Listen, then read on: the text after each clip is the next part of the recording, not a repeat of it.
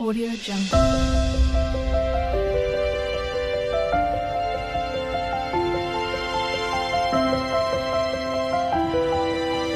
Audio Jungle.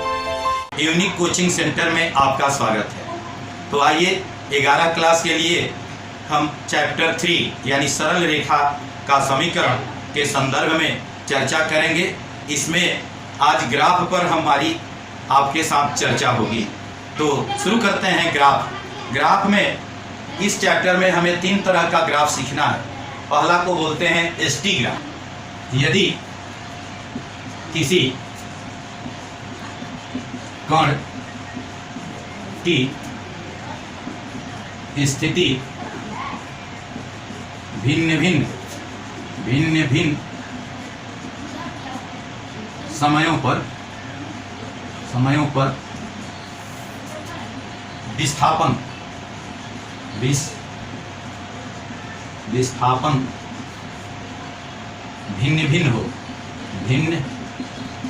भिन्न हो तो समय को एक्स अक्ष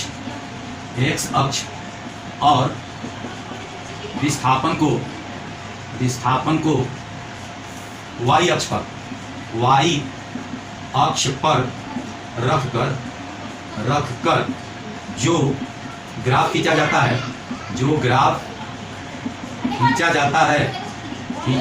है उसे एसटी ग्राफ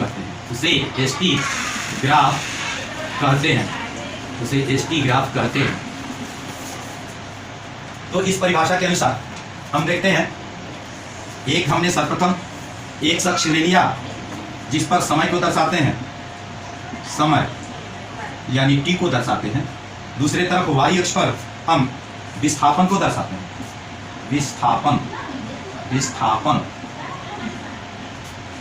तो एक अक्ष पर यदि 2, 4, 6, 8 और 10 हो, इस पर 2, 4, 6, 8 हो और यहाँ 10 हो।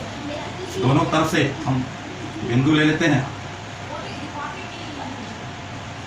तो इस प्रकार से हम लेंगे।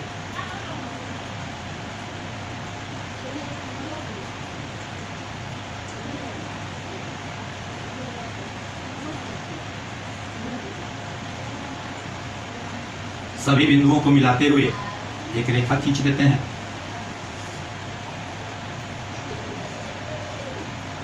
यही आलेख हुआ समय और विस्थापन के बीच। तो चलते हैं ढाल, ग्राफ का ढाल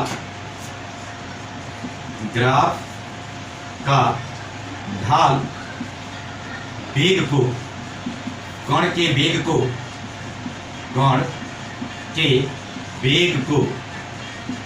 दर्शाता है।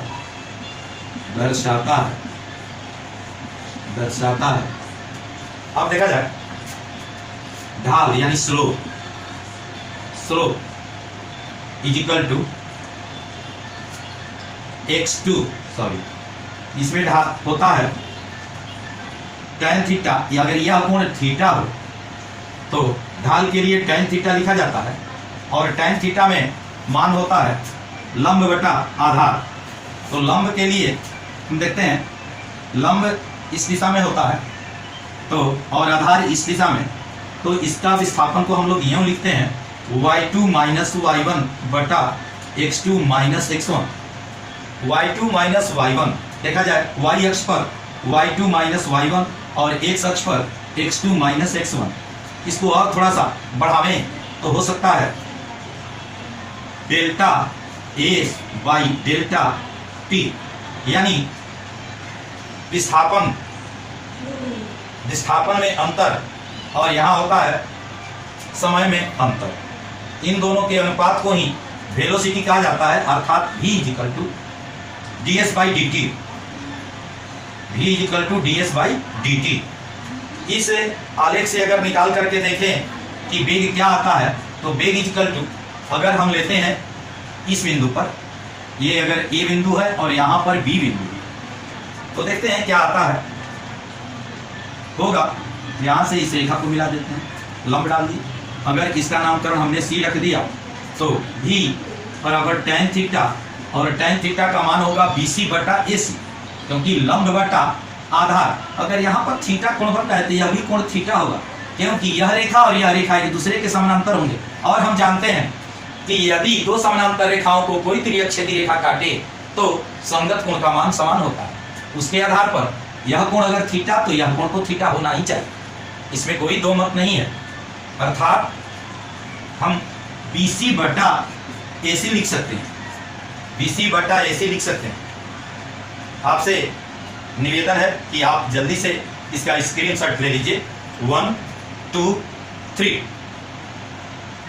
V = BC by AC। यहां से देखते हैं BC का मान क्या है। BC का मान हो सकता है 10 - 2, 10 - 2, और AC का मान हो सकता है 10 - 2। यहां भी देखा जाए तो यहां पर है इस लाइन में 10 और इस लाइन में क्या है 2 है, तो x2 - x1 यानी 10 - 2। ये दोनों हल होकर के ऊपर आ गया 8 और नीचे आ गया 8, एक दूसरे को डिवाइड करने पर कट जाता है और हमें प्राप्त होता है 1 मीटर पर सेकेंड। यही इसका आंसर हुआ। तो इस प्रकार से हम इस आलेख से वेलोसिटी का मान ज्ञात कर चुके हैं। देखिए अब हमें एक दूसरे तरह का आलेख दिया हुआ है। इस आलेख पर हम प्रत्येक भाग का वेग का मान ज्ञात करके देखेंगे कि किस तरह से वेग बदल रहा है। तो हमारा आलेख यहाँ से O से A तक, A से B तक और B से C तक गया है।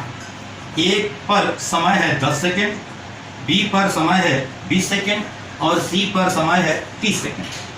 जबकि A पर विस्थापन है 10 और C पर विस्थापन है 20।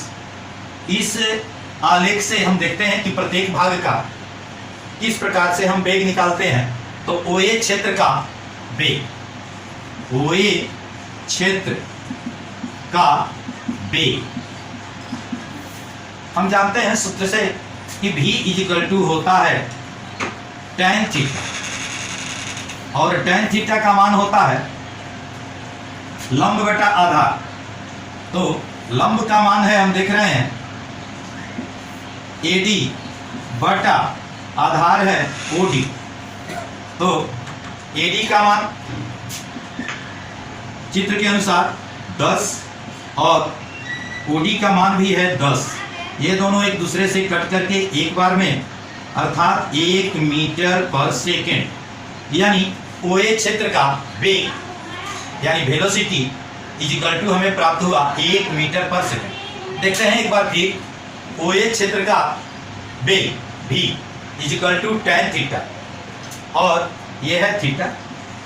tan थीटा का सूत्र होता है लंब बटा आधार अर्थात AD बटा OD।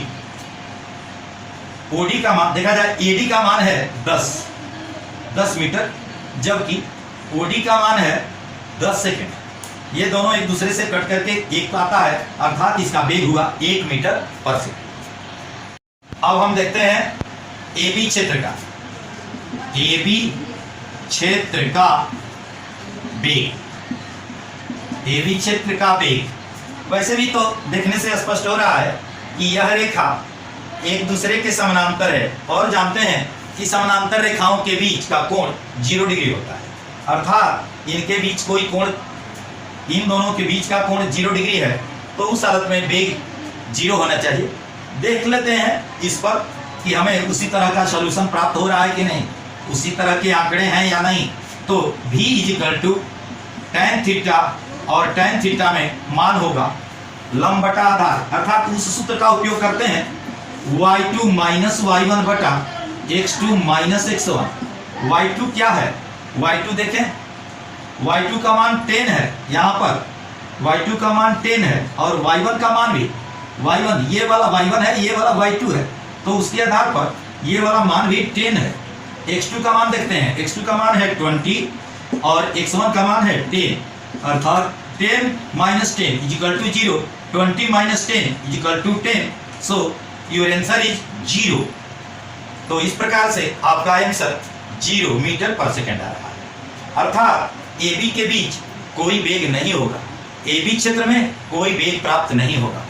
अंतिम स्थिति देखते हैं BC क्षेत्र में वेग।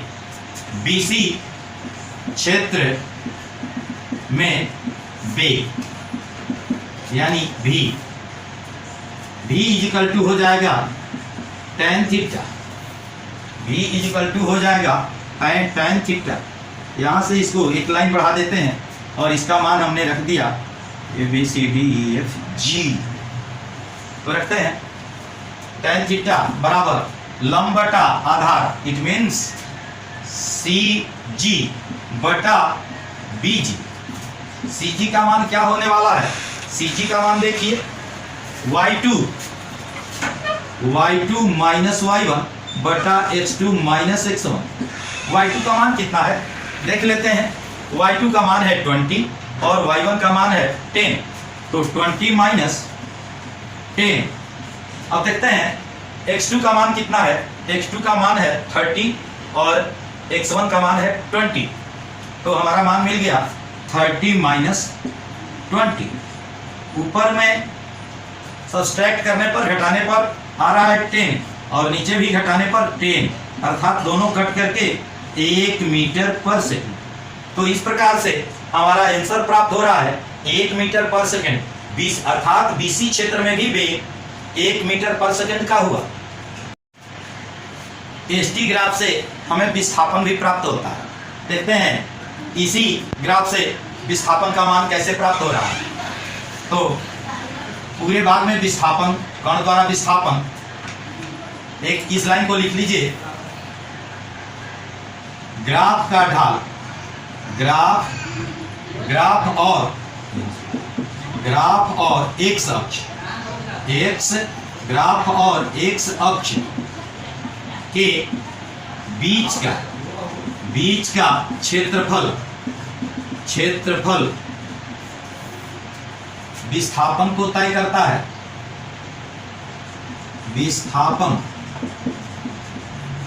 विस्थापन को दिखाता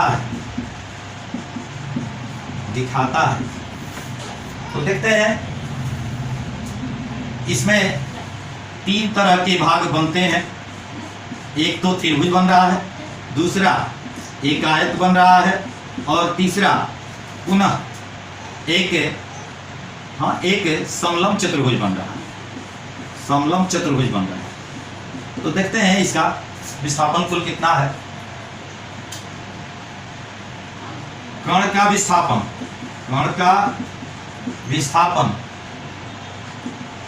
विस्थापन इक्वल टू O त्रिभुज OAD का क्षेत्रफल प्लस ABED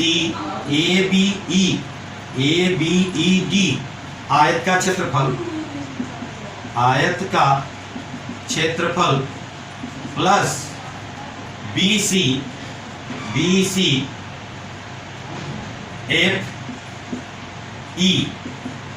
समलंब चतुर्भुज का क्षेत्रफल,